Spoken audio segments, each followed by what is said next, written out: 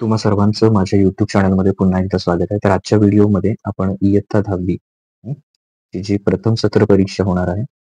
तर त्या प्रथम सत्र परीक्षेच्या 2024 मध्ये तर त्याची प्रथम सत्र परीक्षेमध्ये मराठी हा विषय आहे. तर त्या मराठी विषयाची एक 80 गुणांची सराव प्रश्नपत्रिका तुमच्याशी शेअर करतो. सराव प्रश्नपत्रिका मराठी विषय 80 गुण, वेळ 3 तास. तर या प्रथम सत्र परीक्षेमध्ये सरावासाठी याचा उपयोग व्हावा म्हणून ही जी प्रश्नपत्रिका आहे ती तुमच्याशी शेअर करतो. जर ह्या प्रकारच्या प्रश्नांची तयारी तुम्ही केलीत तर यासारखे प्रश्न तुम्हाला तुमच्या परीक्षेत दिसतील.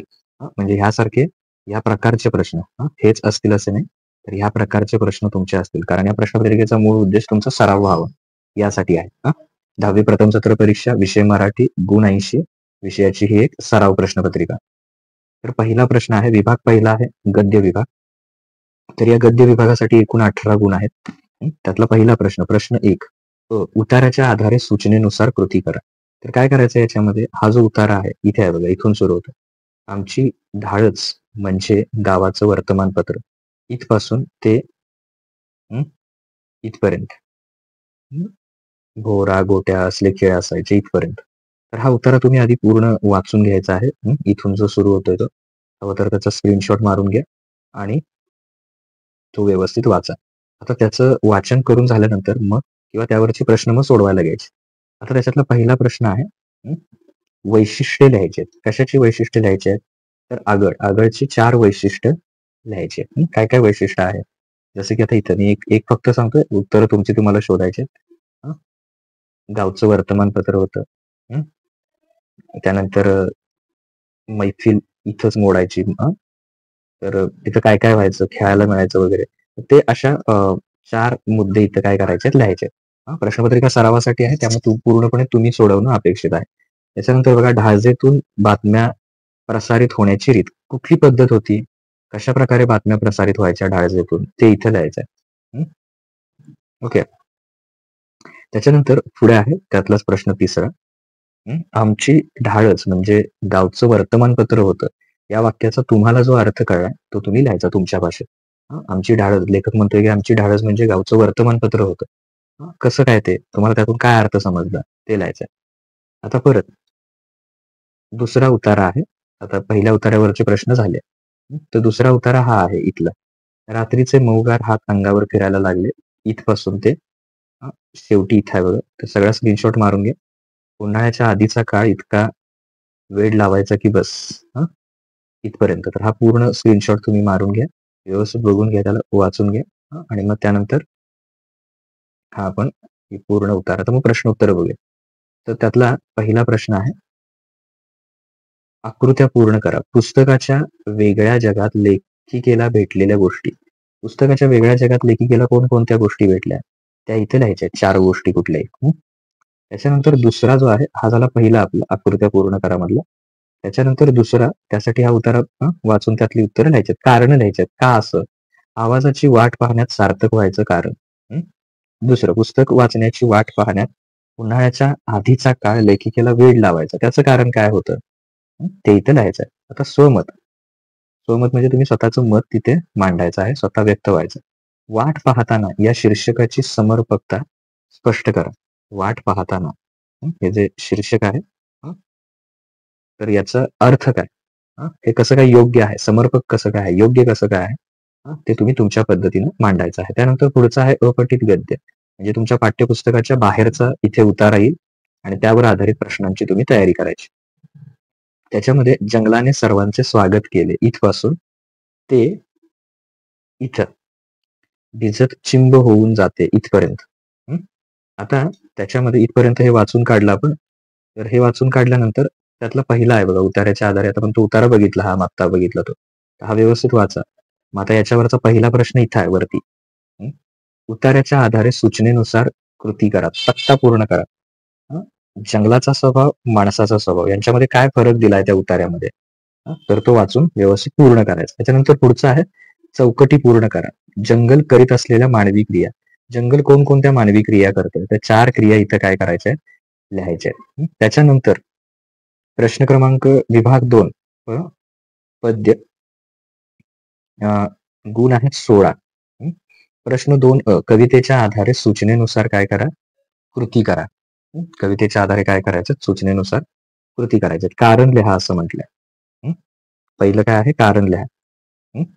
तर कारण लिहामध्ये वस्तूंना जपावे आणि त्यांचे लाड करावेत कारण. बघा प्रश्न 2 सूचनेनुसार कृती करायचे. कवितेच्या आधारे सूचनेनुसार कृती करा. त्यामुळे आधी कविता बघूया कुठली दिली. वस्तू ही कविता आहे बहुतेक. आणि त्याच्यानंतर वस्तूंना जीव नसेलही कदाचित इथपासून ते कृतज्ञतापूर्व निरोपांचा त्यांचा हक्क शाबूत ठेवावा इथपर्यंत. ही कविता आधी पूर्णपणे काय करा? वाचून घ्या. आणि मग त्यावरच्या प्रश्नांची उत्तरं. कारण लिहा. वस्तूंना जपावे आणि त्यांचे लाड करावे. त्याचं कारण काय? दुसरं आकृत्या पूर्ण करा. वस्तूंजवळ माणसासारख्या नसणाऱ्या गोष्टी. अशा कुठल्या गोष्टी आहेत ज्या माणसांकडे आहेत पण वस्तूकडे नाही आहेत? तर ते लिहायचं. त्याच्यानंतर पुढे खालील काव्यपंक्तीचा सरळ अर्थ 2 गुणांसाठी सरळ अर्थ तुमच्या शब्दात लिहा. वस्तूंना जीव नसेलही कदाचित पण जीव नसल्यासारखे वागवू नये त्यांना. याचा तुम्हाला समजलेला अर्थ सरळ अर्थ तिथे लिहायचा. त्यातून कवीला काय म्हणायचं आहे? काव्य सौंदर्य. खालील काव्यपंक्तीतून व्यक्त होणारे अर्थ सौंदर्य स्पष्ट करा. तर त्याचा अर्थ त्यातून काय होतो ते तिथं लिहायचं आहे. वस्तूंनाही असते आवड स्वच्छ राहण्याची. वस्तूंनाही असते आवड स्वच्छ राहण्याची. तर याचं काय करायचंय? अर्थ सौंदर्य त्यातून काय करायचं? स्पष्ट करायचं. त्याच्यानंतर पुढे खालील मुद्द्यांच्या आधारे कोणत्याही एका कवितेसंबंधित कृती सोडवा. आता ही प्रश्नपत्रिका सराव प्रश्नपत्रिका आहे. त्यामुळे सराव प्रश्नपत्रिका असल्यामुळं जे मुद्दे, कवितेचा विषय आणि कविता आवडण्याची किंवा न आवडण्याची जी कारण आहे तर हे लिहायचं त्याच्यात. आणि सराव प्रश्नपत्रिका असल्यामुळं दोन्ही कवितांची तयारी चांगल्या प्रकारे करा. आता कोणत्याही एक म्हटलं असलं तरी सराव प्रश्नपत्रिकेमुळे उत्तम लक्ष आणि आश्वासक चित्र या दोन्हींचं तयारी चांगली करा. आता काय त्याच्यात काय काय मुद्दे लिहायचे? प्रस्तुत कवितेचे कवी किंवा कवयित्री, विषय, तुम्हाला कविता आवडण्याची किंवा न आवडण्याची कारण. त्याच्यानंतर रसग्रहण. खालील दिलेल्या काव्यपंक्तीचे रसग्रहण करा. खालील दिलेली जी काव्यपंक्ती आहे त्याचं रसग्रहण करा. रसग्रहण मध्ये काय म्हटलंय बघा. भातुकलीतून प्रवेशताना वास्तवात हातात हात नसेलही हातात हात असेल दोघांचाही ज्यावर सहज विसावेल बाहुली आणि चेंडू जोडीनं. तर या काव्यपंक्तीचं काय करायचंय? रसग्रहण करायचं. आता हे इथं तुम्ही काय लिहायचं? त्याचा रसग्रहण अर्थ थोडक्यात स्पष्ट करायचं. आता विभाग 3 आहे स्थूल वाचन. एकूण 6 गुण आहेत त्याच्यात. विभाग 3 स्थूल वाचन. स्थूल वाचनामध्ये इथं कोणत्याही 2 म्हटले सराव प्रश्नपत्रिका असल्यामुळे तिन्ही पण करा. गिरिजा कीर यांच्या बालनाटिकेंचे विशेष सांगा. गिरिजा कीर यांच्या बालनाटिकांचे विशेष सांगायचं. काय विशेष आहे त्यांच्या बालनाटिकांचं? दुसरं, माणसे पेरा माणुसकी उगवेल या विधानांचा तुम्हाला जो अर्थ समजला तो अर्थ तिथं काय करायचा आहे? लिहायचा आहे. त्याच्यानंतर गिरिजा कीर यांच्या साहित्याची वैशिष्ट्य लिहायचे. गिरिजा कीर यांचं जे साहित्य आहे त्या साहित्याची काय करायचे? वैशिष्ट्य लिहायचे. त्याच्यामध्ये साहित्याची वैशिष्ट्ये, कथा, चरित्रे या मुद्द्यांच्या आधारे काय करायचं ते लिहायचं. ओके. तर स्थूल वाचनाचा भाग झाल्यानंतर विभाग 4 आहे भाषा अभ्यास, ज्यासाठी एकूण 16 गुण आहे. एकूण गुण किती आहे त्याच्यासाठी? 16. तर त्याच्यामध्ये प्रश्न क्रमांक 4 व्याकरण घटकावर आधारित कृती. तर त्याच्यात योग्य जोड्या लावा असं आहे त्याच्यात. तर त्याच्यामध्ये सामासिक शब्द आणि समासाचे नाव. तर बघा द्विदल, नीलकमल, तर यांच्या योग्य जोड्या लावायच्या आहेत. कुठलं त्याचा समासाचं योग्य पर्याय येणार ते तुम्ही लिहायचं आहे. त्याच्यानंतर शब्दसिद्धी खालील तक्ता पूर्ण करा. दुकानदार खुदाई लाल लाल आजन्म. तर त्यातला कुठला उपसर्ग घटित आहे, प्रत्यय घटित आहे आणि कुठला अभ्यस्त शब्द आहे ते काय करायचं? त्याच्या तिन्ही प्रकारात रूपांतर करायचं. त्याच्यानंतर वाक्यप्रचार. इथं कोणत्याही 2 म्हटले. तयारी करताना मात्र सगळ्यांची करा. कान देऊन ऐकणे, ज्याला की आपण लक्षपूर्वक ऐकणे असं म्हणतो. कंठस्नान घालणे, ठार मारणे एखाद्याला, तगादा लावणे, पाठपुरावा करणे, आनंद गगनात न मावणे, खूप आनंद होणे. तर याचा अर्थ आणि त्याचा वाक्यात उपयोग. त्याच्यानंतर पुढे भाषा सौंदर्य किंवा शब्द संपत्ती. शब्द समूहाबद्दल एक शब्द लिहा.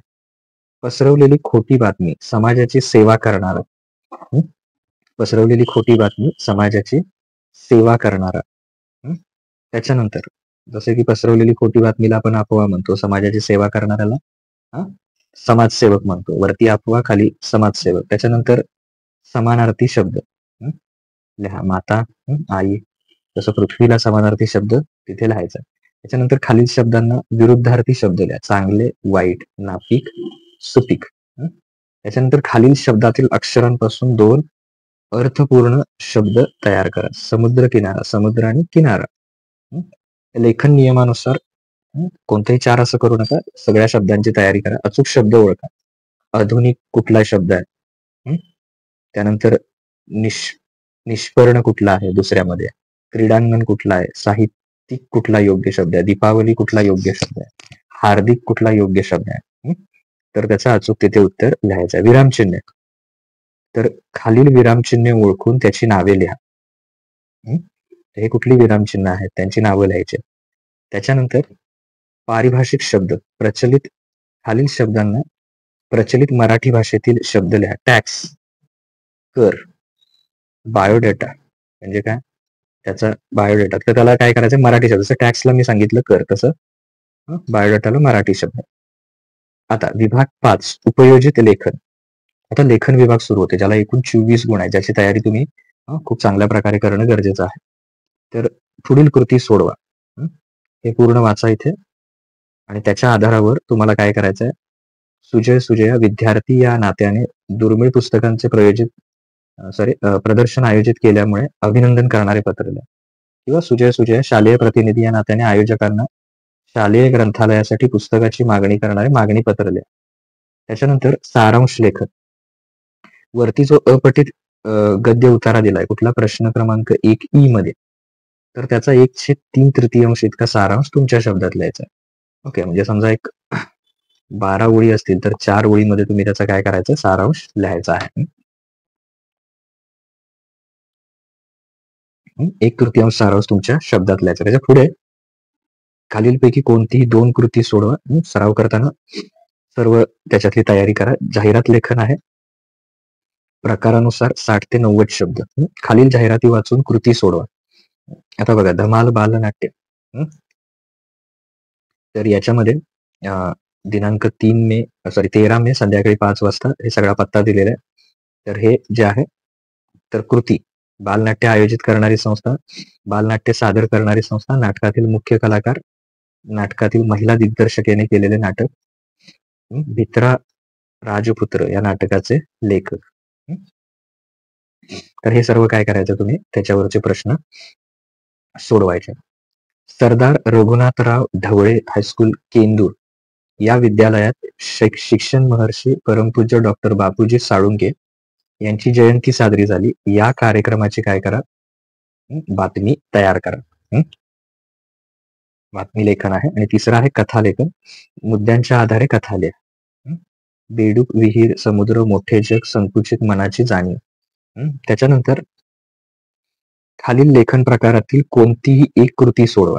जसं की माझे बालपण या विषयावर म्हणजे प्रसंग लेखन मध्ये आहे पहिला माझे बालपण. तर ह्या मुद्द्यांचा उपयोग करायचा आणि तिथं प्रसंग लेखन करायचं. आजोबांच्या गोड आठवणी, माझा मित्रा स्वभाव, गमती जमती. त्याच्यानंतर विहिरीत उतरण्याचा अनुभव असेल, जुन्या आठवणींना उजाळा आणि संस्कार. तर हे तिथं काय करायचं, तुम्ही मुद्दे वापरून घ्यायचे. आत्मकथन, एका सैनिकाचं आत्मकथन म्हणजे सैनिकच बोलतोय स्वतः अशी कल्पना करून तिथे तुम्ही काय करायचं, तो आत्मकथन लिहायचं आहे. सैनिक स्वतः बोलतोय अशी कल्पना करून लिहायचं. आणि शेवटी आहे वैचारिक, भारत माझा देश या विषयावर तुमचे जे विचार आहेत ते मांडायचे. आणि ती तिन्हीपैकी एक म्हटलं, पण विषयांची तयारी करताना सगळ्यांची करा, कारण सराव प्रश्नपत्रिका असल्यामुळे यातला कुठला तरी एक येऊ शकतो तिथे. त्यामुळे चांगली तयारी करा त्यांची. इतर विषयाच्या सुद्धा 10वीच्या आपण प्रथम सत्राच्या वार्षिक परीक्षेच्या प्रश्नपत्रिका तयार केलेल्या आहेत. त्याची लिंक खाली डिस्क्रिप्शन मध्ये दिलेली आहे. तर तिथे जाऊन तुम्ही काय करू शकता ते बघू शकता. Okay, thank you.